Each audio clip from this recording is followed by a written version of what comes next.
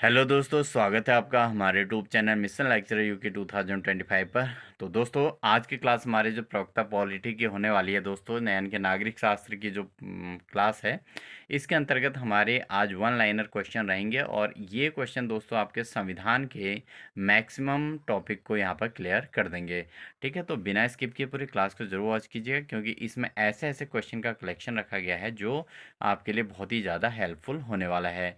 तो बिना देरी किए हुए आज की क्लास को स्टार्ट करते हैं। इससे पहले आपसे रिक्वेस्ट है, अगर आप चैनल पर नए हैं तो चैनल को सब्सक्राइब कर लें, साथ ही बेल आइकन दबाकर ऑल नोटिफिकेशन ऑन कर लीजिएगा, जिससे इसी प्रकार की लगातार क्लासेस आपको देखने को मिलेंगे।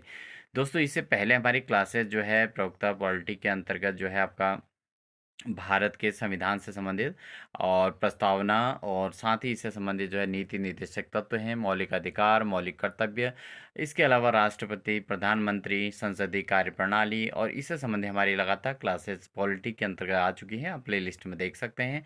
और आज की क्लास जो है बहुत महत्वपूर्ण क्लास होने वाली है, तो प्लीज़ पूरी क्लास को जरूर वॉच कीजिएगा। तो बिना देरी किए हुए आज की क्लास को स्टार्ट करते हैं।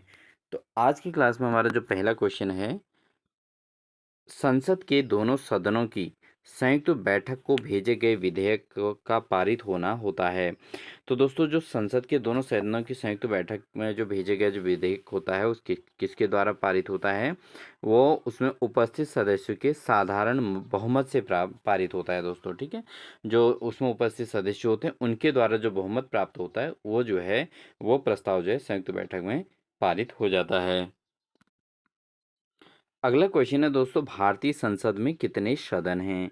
तो भारतीय संसद में दोस्तों दो सदन हैं, एक है लोकसभा और एक है राज्यसभा। ठीक है, दो सदन इसके अंतर्गत होते हैं। कहाँ कानून बनाने का प्रस्ताव पेश किया जाता है? तो भारत में जो संविधान के अंतर्गत जो कानून बनाने का जो प्रस्ताव पेश किया जाता है दोस्तों, वो लोकसभा और राज्यसभा में पेश किया जाता है। संसदीय शब्दावली में समापन से क्या आशय है? जो संसदीय शब्दावली जो है, इसके अंतर्गत जो समापन शब्द जो आता है दोस्तों, इसका क्या अर्थ होता है कि इसका अर्थ होता है कि संसद के जो सत्र चल रहा है उस सत्र का अंत। ठीक है, क्योंकि संसद में हर 6 महीने में एक एक सत्र चलते रहता है, तो उस सत्र के अंत करने को समापन शब्द कहा गया है संसदीय शब्दावली में। ठीक है, अगला क्वेश्चन है दोस्तों, लोकसभा में किसी विधेयक को धन विधेयक के रूप में प्रमाणित किया कौन करता है?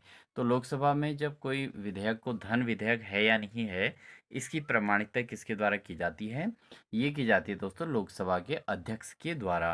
ठीक है, लोकसभा के अध्यक्ष के द्वारा यहाँ पर कोई विधेयक को जो है धन विधेयक के रूप में प्रमाणित किया जाता है। बढ़ते हैं दोस्तों अगले प्रश्न में। अगला क्वेश्चन है दोस्तों, भारतीय संविधान के अंतर्गत अवशिष्ट अधिकारों का क्या अर्थ है? तो दोस्तों, भारतीय संविधान के अंतर्गत ये जो अधिकार हैं जिन पर हम चर्चा करने वाले हैं, इन अधिकारों को अवशिष्ट अधिकार का नाम दिया गया है।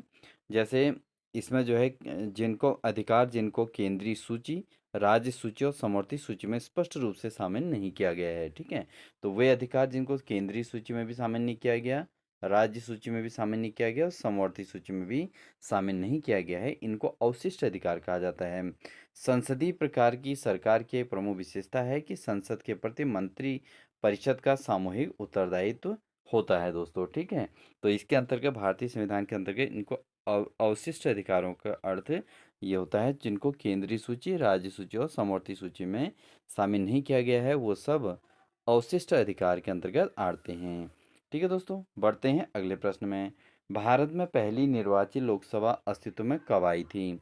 तो भारत में जो पहली निर्वाचित लोकसभा थी दोस्तों, वो अस्तित्व में कब आई थी? ये आई थी दोस्तों अप्रैल 1952 में। कब आई थी? अप्रैल 1952 में दोस्तों भारत में पहली निर्वाचित लोकसभा अस्तित्व में आई थी। ठीक है, अप्रैल 1952 में। ठीक है, बढ़ते हैं अगले प्रश्न में। अगला प्रश्न है दोस्तों, लोकसभा के प्रथम अध्यक्ष कौन थे? तो लोकसभा के जो प्रथम अध्यक्ष थे वो कौन थे दोस्तों? वो थे जी.वी. मावलंकर। जी.वी. मावलंकर दोस्तों लोकसभा के प्रथम अध्यक्ष के रूप में जाने जाते हैं। ठीक है, लोकसभा के प्रथम अध्यक्ष कौन थे? ये थे जी.वी. मावलंकर। ठीक है दोस्तों, बढ़ते हैं अगले प्रश्न में। भारतीय संविधान के अनुसार संसद के दोनों सदनों का अधिवेशन एक वर्ष यानी कि एक वर्ष में कम से कम कितनी बार बुलाया जाना चाहिए? तो भारतीय संविधान के अनुसार जो संसद के दोनों सदनों का जो अधिवेशन होता है दोस्तों, वो कम वर्ष में कम से कम 2 बार बुलाया जाना ज़रूरी है, क्योंकि हर 6 महीने में इसको होना ज़रूरी है, ठीक है? उस और वर्ष में 3 बार भी किया जा सकता है, पर लेकिन 2 बार कम से कम होना आवश्यक है संसद के दोनों सदनों का अधिवेशन। बढ़ते हैं दोस्तों अगले प्रश्न में। किसी विधानमंडल के किसी सदस्य द्वारा प्रस्तुत को जन महत्व का अविलंब मामला मानते हुए जो चर्चा की जाती है उसे क्या कहते हैं? तो दोस्तों जो विधानमंडल के किसी सदस्य द्वारा जो प्रस्तुत जो जन महत्व का जो मामला आता है, उस पर जब चर्चा की जाती है तो उसको कहते हैं स्थगन प्रस्ताव। क्या कहते हैं उसको? स्थगन प्रस्ताव उसको कहा जाता है दोस्तों। अगला क्वेश्चन है, यदि संसद किसी विशिष्ट उद्देश्य के लिए कोई समिति नियुक्त करे तो उसे क्या कहते हैं? तो संसद द्वारा जब किसी विशिष्ट उद्देश्य को लेकर यानी कि किसी खास लक्ष्य को लेकर अगर कोई समिति नियुक्त की जाती है तो उसे क्या कहते हैं? उसे कहा जाता है दोस्तों तदर्थ समिति। क्या कहा जाता है? तदर्थ समिति कहा जाता है। जब संसद में किसी विशिष्ट उद्देश्य के लिए अगर कोई समिति नियुक्त की जा रही है तो उसको कहा जाता है तदर्थ समिति, ठीक है? इसको आप ज़रूर नोट कर लीजिएगा।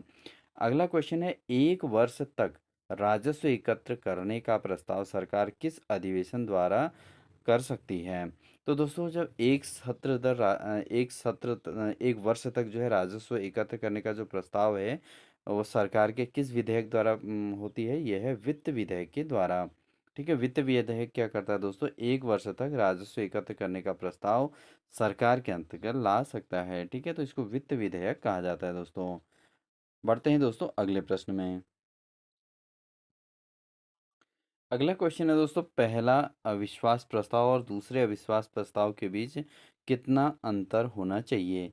तो दोस्तों पहले अविश्वास प्रस्ताव और दूसरे अविश्वास प्रस्ताव के बीच का जो अंतर है वो 6 माह का होना चाहिए, ठीक है?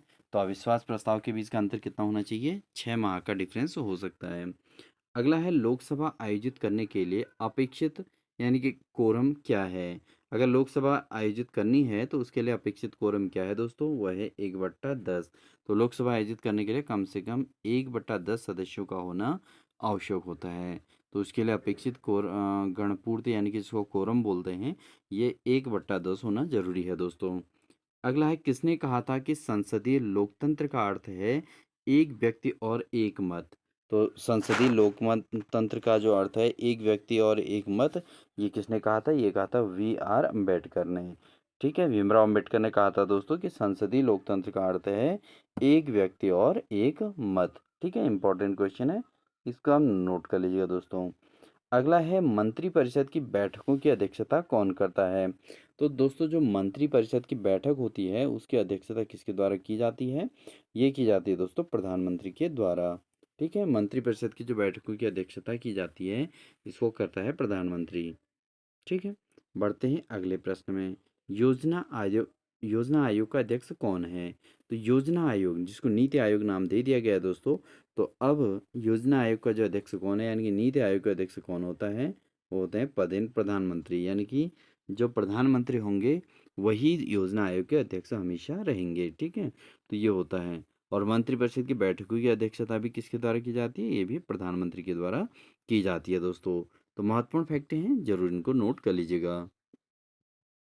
बढ़ते हैं दोस्तों अगले प्रश्न में, मूल अधिकारों से संबंधित मामला कौन सा है?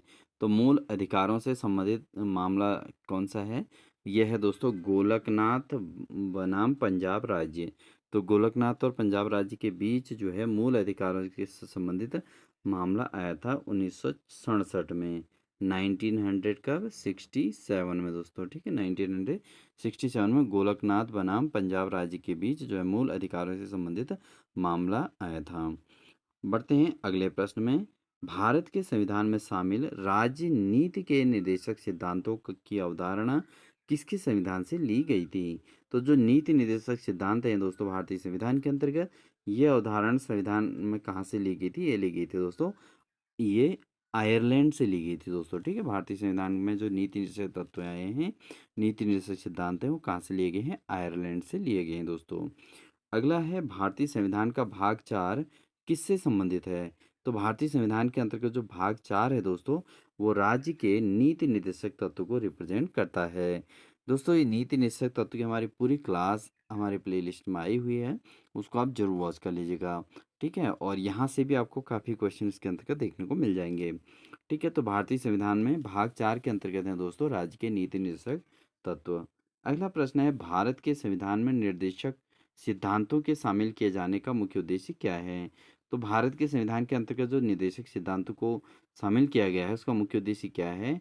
इसका अर्थ है सामाजिक, आर्थिक और लोकतंत्र स्थापित करने के लिए, ठीक है? क्योंकि सामाजिक समाज में एकरूपता रहे, आर्थिक रूप से और आर्थिक रूप से भी एकता रहे, रूपता रहे और साथ ही लोकतंत्र स्थापित हो देश के अंतर्गत, ठीक है? राजतंत्र ना होकर लोकतंत्र हो, लोकतंत्र में जनता का जनता के लिए जनता द्वारा शासन, ठीक है? तो ये इसके अंतर्गत होना चाहिए। अगला है दोस्तों, किसे विशेष अगला क्वेश्चन हमारा है किसे विशेष बहुमत द्वारा संशोधित किया जा सकता है? तो विशेष बहुमत द्वारा किसे संशोधित किया जा सकता है दोस्तों? ये जो है अगर जो है संसद में बहुमत मिलता है तो राज्य के नीति निषेध तत्वों को विशेष बहुमत द्वारा संशोधित भी किया जा सकता है, ठीक है? तो इनको संशोधित किया जा सकता है किसी राज्य के नीति निषेध तत्व को। अगला है भारतीय संविधान का कौन सा अनुच्छेद यह निर्धारित करता है कि राज्य की नीति के निर्देशक सिद्धांत किसी न्यायालय द्वारा लागू नहीं किए जा सकते हैं? तो दोस्तों भारतीय संविधान का जो अनुच्छेद 37 है, अनुच्छेद 37 है दोस्तों, यह निर्धारित करता है कि राजकीय नीति के निर्देशक सिद्धांत किसी न्यायालय द्वारा लागू नहीं किए जा सकते, ठीक है? तो ये संविधान का कौन अनुच्छेद, अनुच्छेद 37 ये निर्धारित करता है दोस्तों। अगला है हमारे संविधान में निर्देशक सिद्धांत किस प्रकार के हैं? कानूनी अदालतों द्वारा अप्रवर्तनीय होते हैं, ठीक है? हमारे संविधान के जो नीति निर्देशक सिद्धांत हैं दोस्तों, वो कानूनी अदालतों द्वारा जो है अप्रवर्तनीय होते हैं, ठीक है? बढ़ते हैं अगले प्रश्न में। अगला प्रश्न है दोस्तों, के निर्देशक सिद्धांत में से कौन सा गांधीवादी दर्शन पर आधारित है? तो गांधीवादी दर्शन पर आधारित कौन सा नीति निषेध सिद्धांत है दोस्तों? वह है ग्राम पंचायतों का आयोजन। तो ये ग्राम पंचायतों का जो आयोजन है दोस्तों, ये गांधीवादी दर्शन पर आधारित है। बढ़ते हैं दोस्तों अगले प्रश्न में। संविधान के किस संशोधन ने मौलिक अधिकारों की अपेक्षा राज्य के नीति निषेध सिद्धांतों को अधिक महत्वपूर्ण बना दिया है? तो ये जो है दोस्तों संविधान के जो संशोधन हुआ था मौलिक अधिकारों की अपेक्षा राज्य के नीति निश्चित सिद्धांतों को अधिक महत्वपूर्ण किसने बनाया? संविधान के 42वें संशोधन के द्वारा, ठीक है? 42वें संशोधन के द्वारा जो है नीति निर्देशक सिद्धांतों को अधिक महत्वपूर्ण बना दिया गया मौलिक अधिकारों के कंपेयर में। बढ़ते हैं दोस्तों अगले प्रश्न में। भारत के संविधान का कौन सा अनुच्छेद भारत को कल्याणकारी राज्य घोषित करने से संबंधित है? तो भारत के संविधान के अंतर्गत कौन सा अनुच्छेद जो है भारत को कल्याणकारी राज्य घोषित करने से संबंधित है? यह अनुच्छेद 39, अनुच्छेद 39 दोस्तों, अनुच्छेद 39 जो है दोस्तों ये क्या है? ये जो है भारत को कल्याणकारी राज्य घोषित करने से संबंधित है, ठीक है? अनुच्छेद 39। बढ़ते हैं दोस्तों अगले प्रश्न में। अगला प्रश्न है भारत के आकस्मिकता निधि का संरक्षण कौन है? तो दोस्तों भारत में आकस्मिकता निधि का जो संरक्षण कौन करता है? ये किया जाता है दोस्तों भारत के राष्ट्रपति के द्वारा, ठीक है? आकस्मिकता निधि का संरक्षण राष्ट्रपति के द्वारा होता है। भारत के अटॉर्नी जनरल की नियुक्ति कौन करता है दोस्तों? तो भारत के जो अटॉर्नी जनरल का नियुक्त करता है दोस्तों भारत के राष्ट्रपति द्वारा किया जाता है, ठीक है? भारत के अटॉर्नी जनरल की नियुक्ति किसके द्वारा की जाती है? भारत के राष्ट्रपति के द्वारा। अगला है देश की सशस्त्र सेनाओं का सर्वोच्च कमांडर इन चीफ कौन होता है? तो दोस्तों भारत के जो सर्वोच्च सशस्त्र सेनाएं हैं, ठीक है? इन सेनाओं के जो कमांडर इन चीफ होते हैं तीनों सेनाओं के, वो होते हैं राष्ट्रपति। राष्ट्रपति दोस्तों जो है सशस्त्र सेनाओं के, भारत के जो तीनों सेनाएं हैं, थल सेना, जल सेना और वायु सेना, इनके जो है कमांडर इन चीफ जो है कौन होते हैं? वो राष्ट्रपति होते हैं दोस्तों। अगला प्रश्न है वो व्यक्ति जो अनुच्छेद 143 के अधीन किसी मामले को सलाहकारी राय के लिए भारत के उच्च न्यायालय को भेज सकते हैं, वो कौन है? तो वो व्यक्ति हैं भारत के राष्ट्रपति। भारत के राष्ट्रपति के द्वारा जो अनुच्छेद 143 में है उसके अधीन जो सलाहकारी राय के लिए भारत के उच्च न्यायालय को भेजते हैं सूचनाओं को, वो राष्ट्रपति के द्वारा भेजी जाती हैं दोस्तों, ठीक है? तो उच्चतम न्यायालय दोस्तों यहाँ पर जो है हेल्पफुल होता है। बढ़ते हैं अगले प्रश्न में। अगला प्रश्न है, किस अधिनियम द्वारा भारत में प्रांतों को स्वायत्तता प्रदान की गई है? तो किस अधिनियम के द्वारा भारत में जो प्रांत हैं उनको स्वायत्तता प्रदान की गई है दोस्तों? वो की गई है भारत सरकार अधिनियम 1935 के द्वारा। भारत सरकार अधिनियम 1935 जो है दोस्तों, वह है इसके अंतर्गत भारत में प्रांतों की स्वायत्तता जो है प्रदान की गई है। ठीक है, बढ़ते हैं अगले प्रश्न में। शासन की एकात्मक पद्धति का लाभ है। तो दोस्तों भारत के अंतर्गत जो शासन है उसके एकात्मक पद्धति का लाभ क्या है कि यहाँ पर दृढ़ राज्य चलता है। क्या चलता है? दृढ़ राज्य।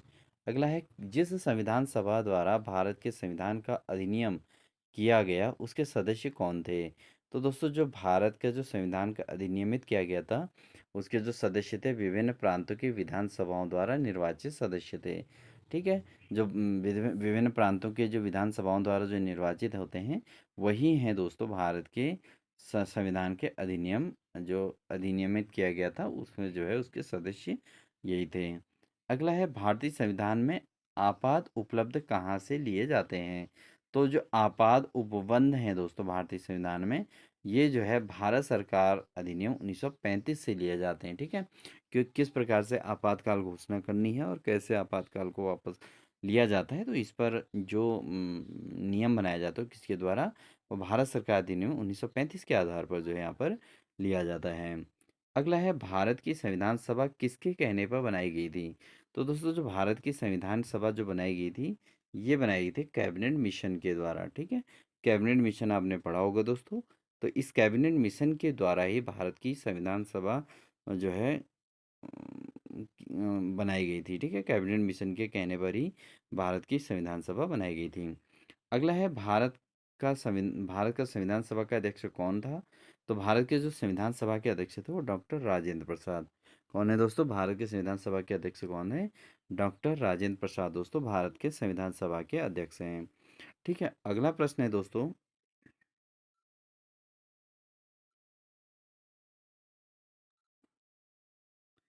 भारतीय संविधान की प्रस्तावना में किस प्रकार के न्याय की बात कही गई है? तो भारत की जो संविधान है दोस्तों उसकी इस प्रस्तावना में किस प्रकार के न्याय की बात कही गई है? सामाजिक न्याय भी कही गई है, आर्थिक भी कही गई है, राजनीतिक न्याय की बात इसके अंतर्गत कही गई है। तो भारत के संविधान की प्रस्तावना में जो दोस्तों यहाँ पर जो है न्याय की बात जो कही गई, एक तो समाज में न्याय होना चाहिए, सभी को समानता का भाव है न्याय के लिए, और आर्थिक रूप से भी सभी को समानता का भाव है। इसके अलावा राजनीतिक न्याय की भी बात इसके अंतर्गत कही गई है दोस्तों प्रस्तावना के अंतर्गत। अगला है, संविधान की प्रस्तावना में भारत को किस रूप में घोषित किया गया है?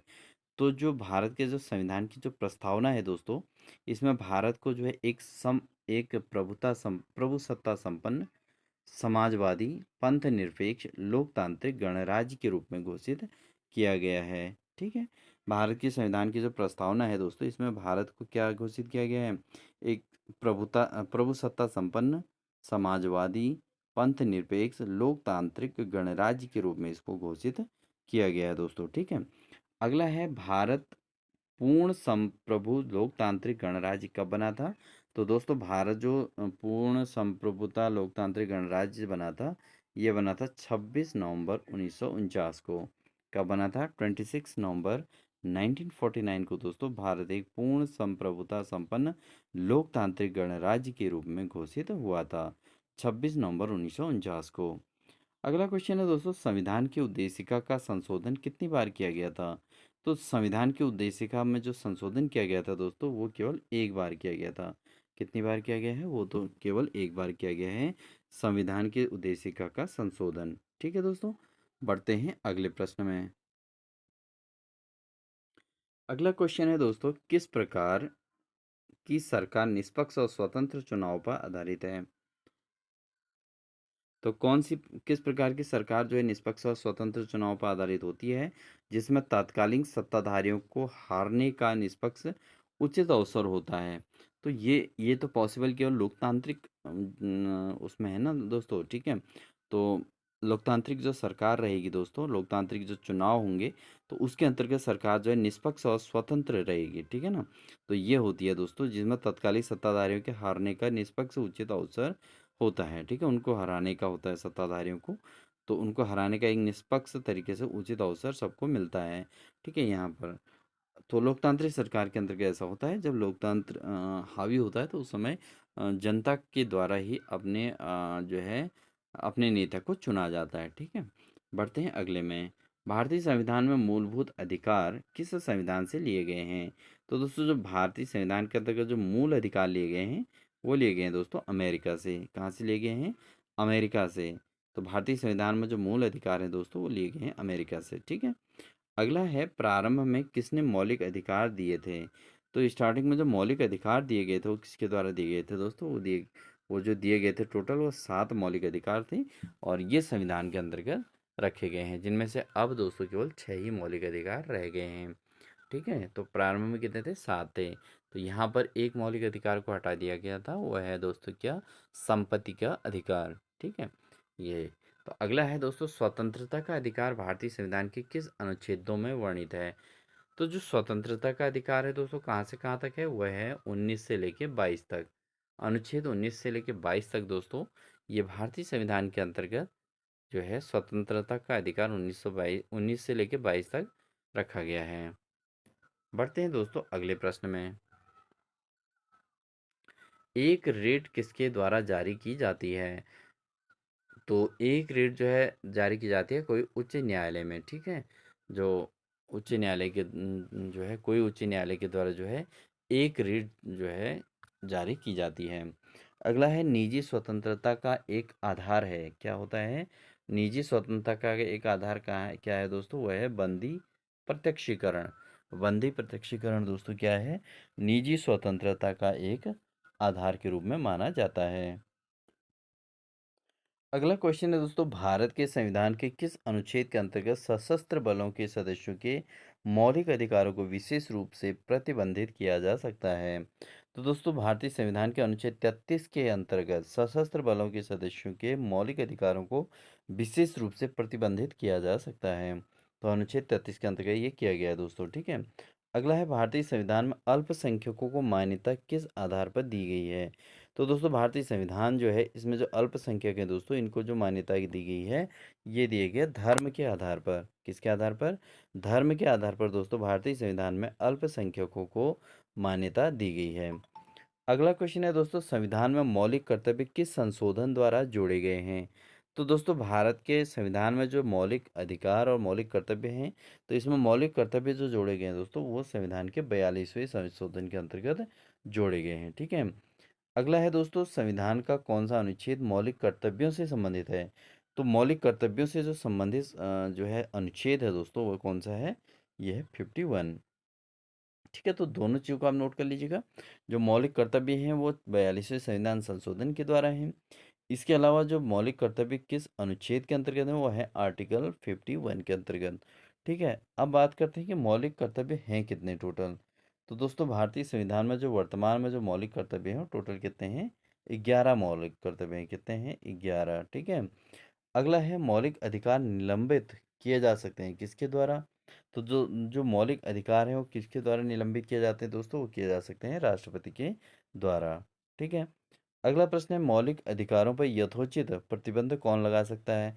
तो मौलिक अधिकार जो है उन पर यथोचित जो प्रतिबंध लगा सकता है दोस्तों वो लगा सकती है संसद। संसद ही एकमात्र ऐसा है जो जिसके द्वारा जो है मौलिक अधिकारों पर यथोचित प्रतिबंध लगाया जा सकता है। ठीक है, अगला है, नागरिकों और विदेशियों दोनों को प्राप्त हैं किस प्रकार के अधिकार प्राप्त हैं? नागरिक हों चाहे विदेशी हों, उन दोनों को प्राप्त जो अधिकार हैं वो हैं विधिक अधिकार। ठीक है, तो चाहे वो नागरिक भारत का नागरिक हो चाहे वो विदेशी हो, दोनों को ही विधिक अधिकार प्राप्त हैं भारत के अंतर्गत, भारत के संविधान के अंतर्गत। किसी धर्म विशेष के संवर्धन के लिए करों के भुगतान की अनिवार्यता में से मुक्ति की गारंटी दी गई है किसके अंतर्गत दोस्तों? किसी धर्म विशेष के संवर्धन के लिए अगर करों से भुगतान की अनिवार्यता से अगर मुक्ति की गारंटी दी गई है तो वो अनुच्छेद 27 के द्वारा दी गई है दोस्तों। ठीक है, अगला प्रश्न है, भारतीय संविधान का कौन सा अनुच्छेद अस्पृश्यता का उन्मूलन करता है? तो बहुत इंपॉर्टेंट ये क्वेश्चन है। तो संविधान के अंतर्गत जो अनुच्छेद 17 है दोस्तों, ये अस्पृश्यता का उन्मूलन करता है। ठीक है, भारतीय संविधान का जो अनुच्छेद 17 है ये जो है अस्पृश्यता का उन्मूलन करता है। अगला है दोस्तों, कतिपय मौलिक अधिकार विदेशियों को विदेशियों को नहीं दिए जाते। तो बहुत सारे मौलिक अधिकार ऐसे हैं जो विदेशियों को नहीं मिलते हैं दोस्तों, ठीक है? क्योंकि मौलिक अधिकार भारत के स्वतंत्र भारत के नागरिकों के लिए बने हैं, ठीक है? लोकतांत्रिक शासन है भारत के अंतर्गत, तो यहाँ के नागरिकों के लिए बने हैं।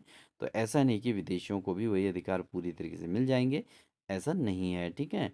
तो मौलिक अधिकार जो है विदेशियों को नहीं दिए जाते हैं कतिपय। मत देने का अधिकार किस कोटि से संबंधित है? तो दोस्तों मत देने, वोट देने का जो अधिकार है उसको राजनीतिक अधिकार के अंतर्गत जोड़ा गया है, ठीक है? वोट देने का जो अधिकार है, इस अधिकार को क्या बोलते हैं? ये एक राजनीतिक अधिकार है दोस्तों।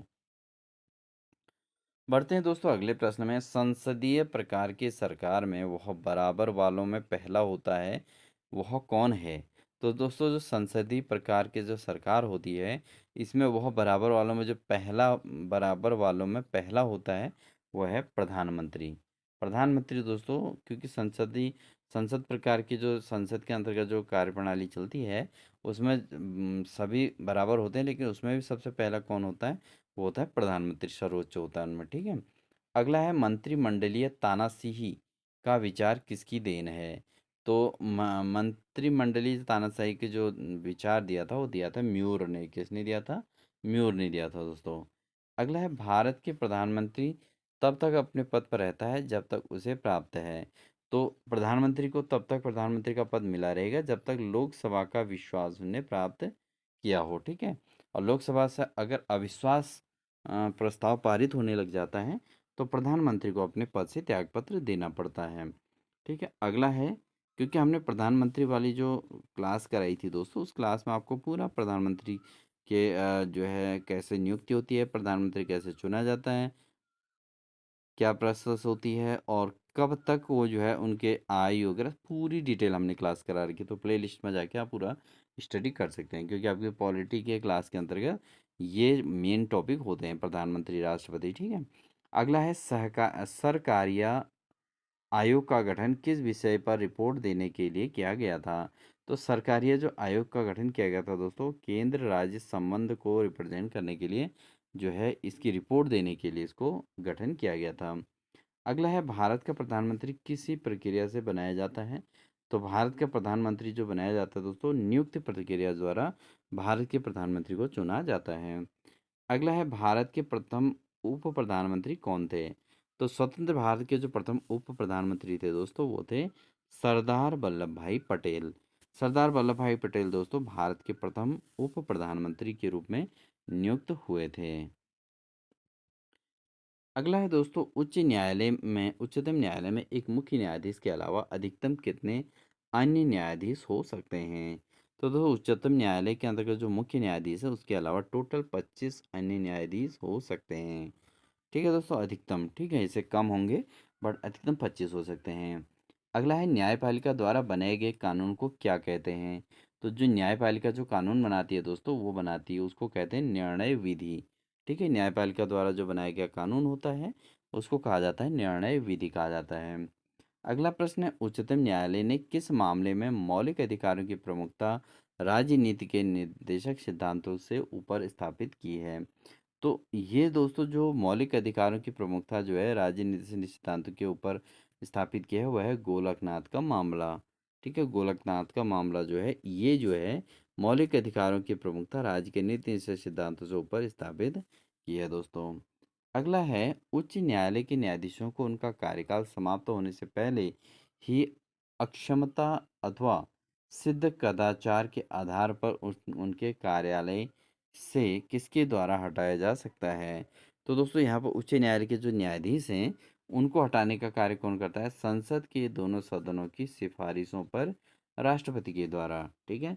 तो उच्च न्यायालय के जो न्यायाधीश होते हैं, उनको केवल संसद के दोनों सदनों की जब सिफारिश की जाती है न्यायाधीशों को हटाने के लिए, तब राष्ट्रपति उसको जो है सहमति प्रदान करते हैं। बढ़ते हैं दोस्तों अगले प्रश्न में। अगला प्रश्न है, उच्च न्यायालय के न्यायाधीश को कौन हटा सकता है?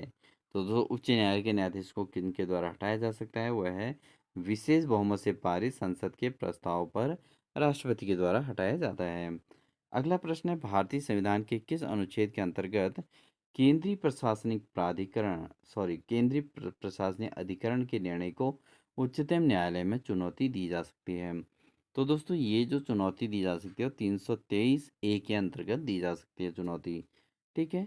अगला है नेशनल ग्रीन ट्रिब्यूनल किससे संबंधित मामलों को देखता है? तो दोस्तों जो नेशनल ग्रीन ट्रिब्यूनल है ये किससे संबंधित मामलों को देखता है? ये देखता है पर्यावरण संरक्षण एवं वन संरक्षण पर आधारित मामलों को। ठीक है। अगला प्रश्न है लक्षद्वीप का उच्च न्यायालय भारत के किस राज्य में स्थित है? तो लक्षद्वीप का जो उच्च न्यायालय है दोस्तों भारत के केरल में स्थित है। ठीक है, केरल के अंतर्गत है लक्षद्वीप का उच्च न्यायालय। तो ये बहुत इंपॉर्टेंट क्वेश्चन है दोस्तों। अगला क्वेश्चन है भारत में किन स्तरों में अदालतें होती हैं? तो भारत के अंतर्गत जो अदालतें होती है दोस्तों 3 स्तरों में होती हैं। कितने स्तरों में? 3 स्तरों में होती हैं। ठीक है। क्षेत्रीय अदालत होती है, उच्च न्यायालय होती है और सर्वोच्च न्यायालय होती है। इसके अलावा भारत के नियंत्रक एवं महालेखा परीक्षक की नियुक्ति कौन करता है?